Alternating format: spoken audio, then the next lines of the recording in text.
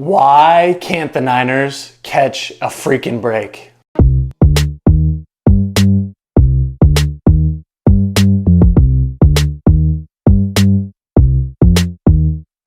Welcome in. I am Seth Floyd Hansen. This is the Seth Floyd Show. Today we are talking about Deebo Samuel. We are talking about this terrible luck that the 49ers have had all offseason and now bleeding into the season. No Deebo, no CMC. Awful. Like, what is going on? It's the opposite of last year. Last year, I felt like everything was going the 49ers' way. This year, that has not been the case so far. Yesterday, the news dropped. Kyle Shanahan dropped that Deebo Samuel likely to miss a couple weeks because of a calf strain. I don't even remember at any point in the game him getting hurt. I've been like scouring the game footage, trying to figure it out. Why or how did Deebo strain his calf? And finally, I think I found it. I found the footage, guys. I found it. Look at these pants. He's wearing pregame. These tight green pants. Guys, he had to have strained his calf freaking putting those things on in the morning, okay? Putting them on in the hotel room, okay? Look how tight those things are. You know he's up on his tippy toes. You know he's trying to wiggle into those things. For sure, strained his calf. He strained his calf in the hotel room. I'm convinced. Strained it in the hotel room, showed up to the game, decided, hey, I'm going to blame it on playing football. I'm going to rack up some workers' comp so I don't have to admit that I strained it in the hotel room. If a car hit me, it wouldn't crack my pelvis. You know what? I bet you cracked it at home. Jumped in front of the car to get some workers' comp. Just crazy. Also, what are we doing here, Deebo? What is up with this handbag?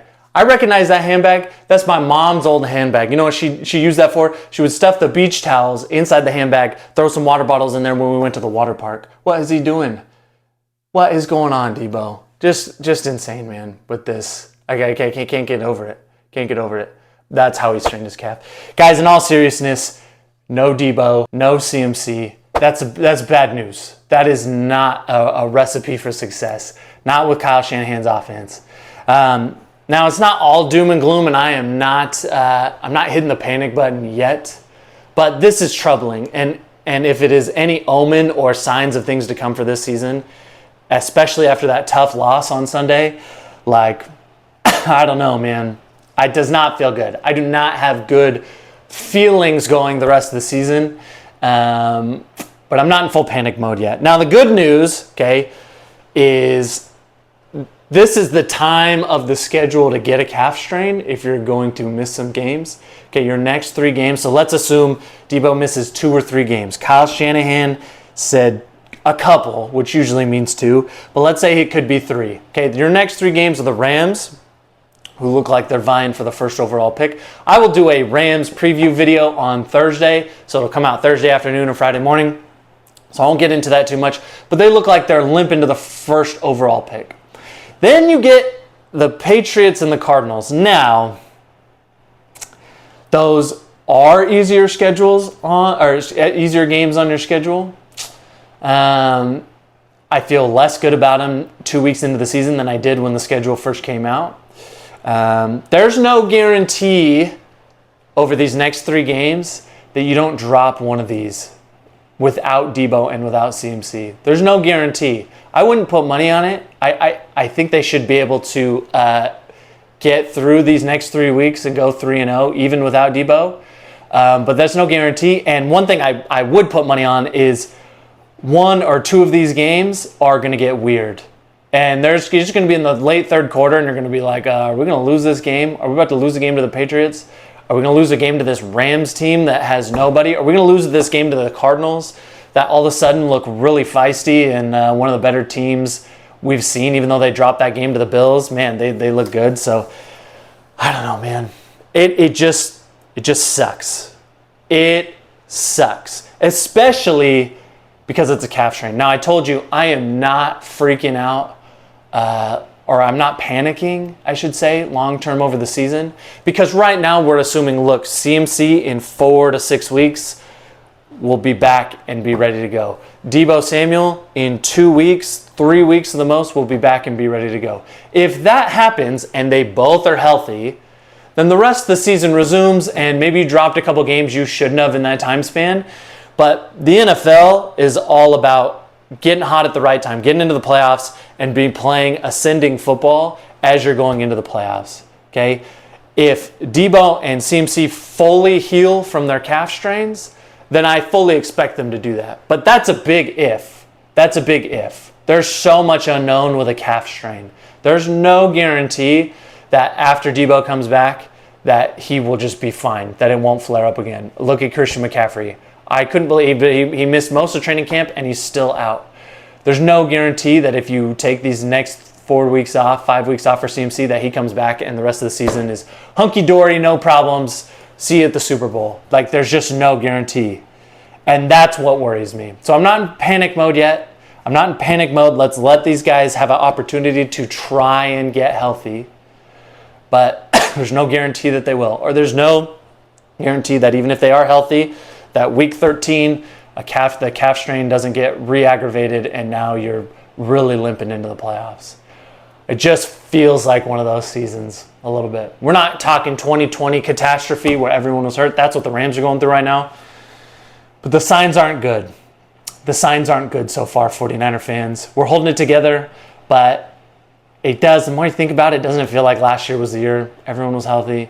I know Deebo and Trent missed a couple games, but after that, we were rolling, and it just felt like last year was the year. And now I'm like, I got a pit in my stomach, and my heart hurts a little bit. But I'm not panicking. We just weather the storm. We're going to weather the storm. We're going to come out of this. I don't imagine a scenario where you just like don't make the playoffs, even if CMC and Deebo are fighting calf strains the whole season. Like, you should be in the playoffs. There's 7 teams that make the playoffs. Be shocked if you weren't. But it just doesn't feel good. The last thing I want to say, all the Brock Purdy haters out there talking about how he can't play without the Avengers, you got your wish. You got your wish. You're about to find out exactly what Brock Purdy is, okay?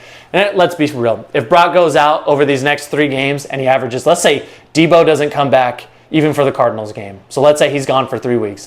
If Brock threw for 300 yards and 3 touchdowns in all 3 of those games, they would still find excuses. They would be like, oh, it was the Rams, it was the Patriots, it was the Cardinals. That's fully what I expect. And then, of course, if he plays bad, then they'll just dunk on him, and it is what it is. It is what it is at that point. But what I'm saying is this Brock Purdy conversation is about to get accelerated, okay? We're all like, oh, well, let's see him in a year or two when not all the Avengers are there. Well, he's going to have a couple games now. No Deebo, no CMC. Like, he's got good weapons, but now you can tell. Now we can say he does not have the Avengers these next few weeks. Let's see what happens, okay? Don't tell me he does. Don't all of a sudden prop up Juwan Jennings like he's an all-pro. I love Juwan, but none of you Brock Purdy haters have been propping up Juwan Jennings, okay? I don't want to hear that. CMC was Offensive Player of the Year. He's gone. Deebo Samuel is that other versatile piece in this offense that makes Kyle Shanahan's offense so unique. He's gone. So we're playing straightforward. You got a backup running back who looks good. You got George Kittle you're going to lean on. We did pay Brandon Ayuk, but you can't tell me he's got the Avengers all around him. So let's see what happens. You got your wish. Congratulations.